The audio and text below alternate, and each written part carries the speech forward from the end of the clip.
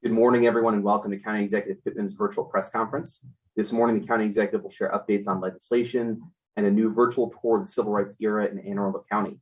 We'll take questions after the updates. As a reminder, please put your name and media affiliation in the chat, and I'll call on folks for questions in that order. And please keep your microphone and camera off unless you're called upon to ask a question. With that, Mr. County Executive. All right. Thank you, Jeff. I want to start out with a decision made last night, vote taken last night by the County Council. We had a resolution before the Council, Resolution 122, first of the year, to allow the voters of Anne Arundel County to weigh in on a question as to whether there should be an opt-in public campaign financing option, whereby a candidate for county council or a candidate for county executive could forego large campaign contributions from individuals and corporations and limit their spending in return for getting a match by the county for their small donors. This is a system that exists in most of our neighboring counties. It's been done all over the country. The idea is to get big money out of politics and make it easier for the average everyday person to participate in the process. We were joined by the League of Women Voters, who called it a way to combat corruption and limit the influence of big money in politics. And the question was really just whether to create the commission to establish this system in Anne Arundel County. I think many people remember that Governor Hogan was elected with the state's version of this program. In Howard County today, we have a former Republican county executive using the system in a challenge for that seat after having opposed the creation of it. And we have had many Democrats across the state use the system as well. So this is not about one side getting an advantage over the other side. This is really about opening up our democracy to more people and making it easier for the average everyday person to participate. I was surprised we needed 5 votes of 7 to get this onto the ballot. And we weren't asking the council whether they supported or opposed this, just simply whether they trusted the voters to make the decision. Unfortunately, Councilwoman Fiedler, Councilwoman Hare, and Councilman Volke all voted no, which means that the question does not go on the ballot automatically based on that vote. Fortunately, the authors of the Anne Arundel County Charter understood that sometimes the politicians do not act in the public's best interest, and they give the public the opportunity to get a question onto the ballot to change the charter through referendum. So if a group gets 10,000 signatures in favor of putting something onto the ballot, a charter amendment, then it goes on the ballot.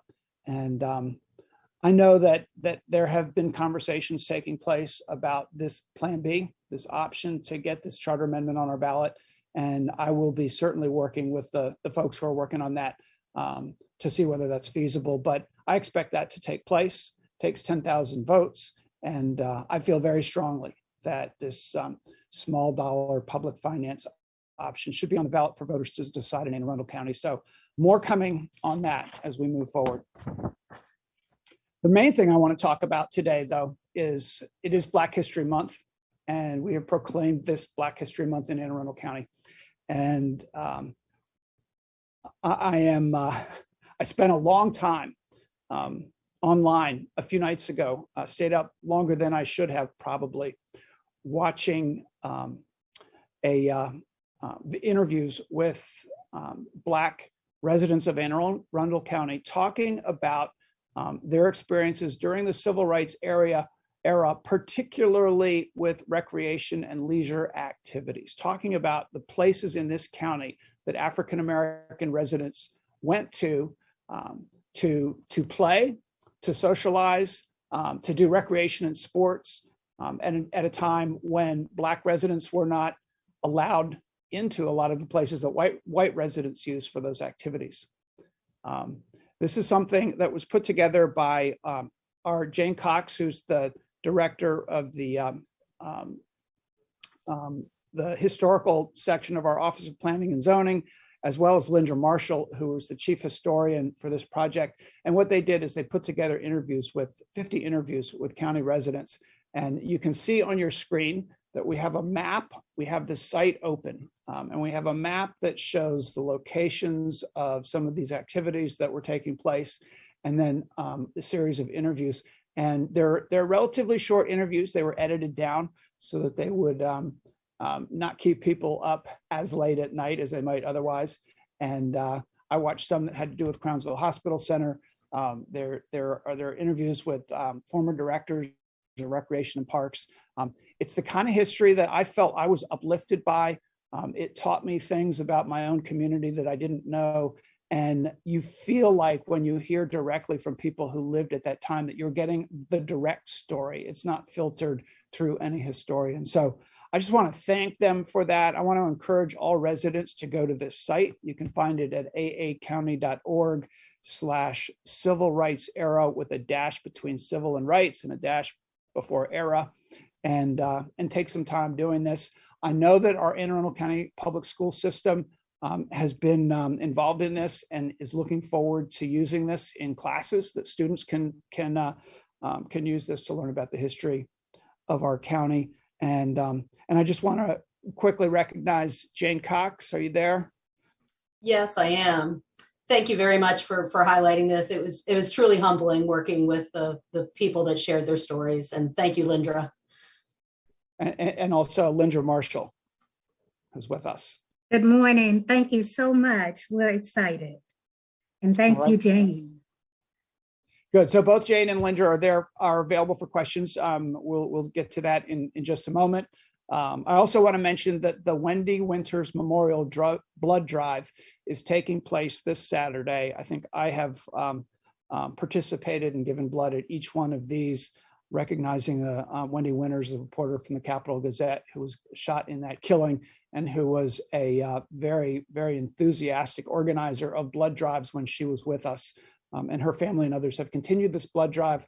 We have a very severe shortage of blood, more severe than we've had in the last decade. And now is a great time to give blood. So I'll be there, and I hope many other county residents sign up. You can go to the Wendy Winters Memorial Blood Drive Facebook page to get information about signing up. It's easy and it's relatively painless. And then finally, I want to note that we have one more budget town hall in Anne Arundel County next Tuesday. We've done all 7 of our council districts, and this is the Hispanic budget town hall. It will be in Spanish, and I and the budget officer will be speaking Spanish or being translated. We'll see how that goes, and I look forward to that. So let me turn it over to our health officer, Dr. Kalyana Raman, and then we'll open up for questions. Thank you, County Executive. So for COVID, we're seeing that we continue to see improvement, which is great. Our hospitalizations are down to the 60s between the 2 hospitals, which is getting closer to their baseline. It's getting real close, actually. Our case rate is down to 20, and it's continuing to come down. We're seeing that our hospitals are close to the level that they were before, and are seeing more people whose care was deferred. And our percent positivity is down to 7.8%. So all in all, everything is heading in the right direction. I think it's really important to note that the best protection we have is vaccination. So get your booster. It's really important if you're eligible, or even if you haven't gotten any vaccines. Now is a good time. People who are up to date on their vaccination have the greatest level of protection. And also to make sure that if you have tests at home and masks at home, to use them as you need them. That's why we continue distribution through libraries and other community organizations to make sure you have a supply of that. And then lastly, if you're positive and have any chronic health conditions, to call your doctor right away to see if you're eligible for treatment, either with the oral medications or the IV medications. So with that, I'll turn it back over to you, Jeff. Thank you, Dr. Kalyana Raman. All right, again, we'll take questions. If you can put your name and media affiliation in the chat, I'll call on folks in that order.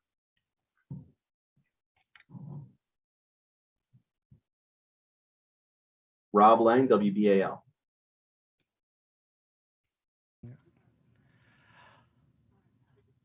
Okay, good morning. There is some legislation that's winding through the House and Senate that would extend protections to health officials and other government officials from harassment. It would make it a misdemeanor for threats and things like, and for threats and other actions. It's the same protections that are under that are afforded elected officials. I know the MACO has sponsoring this, and I'm curious, Dr. Kay and Mr. County Executive, your reaction to that and whether you support it. Well, I absolutely support it, both as a member of MACO and also directly. But I'd let Dr. Kalyan-Rahman weigh in as well. Yeah, I support it. We've seen our staff be intimidated, be harassed, and that's not acceptable. They're doing their job in protecting health, and they need to be able to do that free of intimidation and harassment.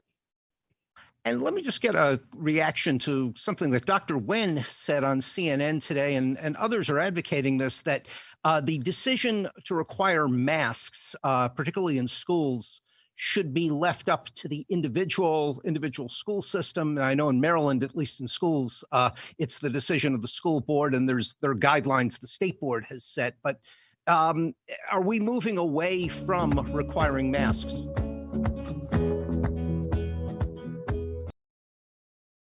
Well, I'll say that we've got vaccinations, we've got oral treatments, and we're through the Omicron surge. So we really are evaluating whether masks continue to be needed. Right now, we're at a case rate of 20, and so that's still above that CDC threshold.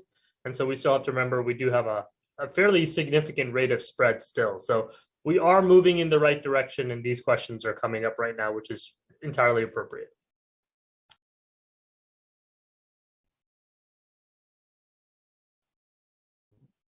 All right, thank you, Rob. Next up, Kate Amara, WBAL. Hey, good morning. I have a question about Governor Hogan's pending announcement this afternoon. Yesterday, he hinted to us that he'll be announcing his plans for the future of the surge COVID testing sites that are outside hospitals. There are several here in Anne Arundel County, and I know they've been useful and crucial. But I also know some public health officials say, even if there's no lines, we should keep things like this open to remove every impediment possible for someone to get a test. I'm wondering where the two of you fall in terms of public health decisions, where you fall in the decision if it comes to close these. Is it too early? Is it the right use of manpower to have them morph into something else? Should they still be operational if no one's using them? I can't speak for what the governor is going to say, but I mean, one of the keys of our strategy has been to distribute at-home rapid tests, and we've been doing this for over 3 months now, precisely so that people have access to testing right when they need it. And to avoid these kind of logistical questions, we're always going to get into a position where if nobody's getting tested at a site, is there a better use we can put those folks to? And so, those are tough decisions. There's going to be some PCR testing capacity, but at-home tests are going to be a cornerstone of how we move forward. And I would just add that we appreciated the governor opening up those sites at our hospitals, and it is up to the governor to decide how to use the state resources. We're continuing to provide testing through the health department, and we move things back and forth, certainly between testing and vaccination as the market demands, as the demand is there. There was a shortage of testing, PCR tests at pharmacies, and that was part of the challenge that they cut back at the same time. So government was having to step up. So we as the county are constantly monitoring the demand and putting our resources there. We expect the state to do the same. Thank you. And you know what? I'm going to ask this question on behalf of my colleague Rachel from the Gazette because she said she can't talk on the phone. Dr. Kay, you just said the case rate is 20 above the CDC threshold. Can you speak more about what specifically that threshold is and how rapidly we are approaching it? Sure. The CDC has four levels of spread, and above a case rate of 7 per 100,000. is when masking is recommended. So that's why I referenced that. I can't speak to when we're going to get when we're going to get down to the single digits. That's a little bit that's a prediction that I can't make.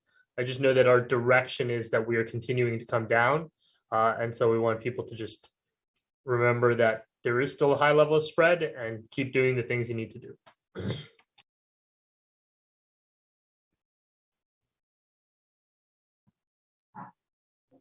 All right, folks, any other questions? Last call, put your name and media affiliation in the chat if you've got one. All right, seeing no other questions, thank you, everyone. We'll see you next week.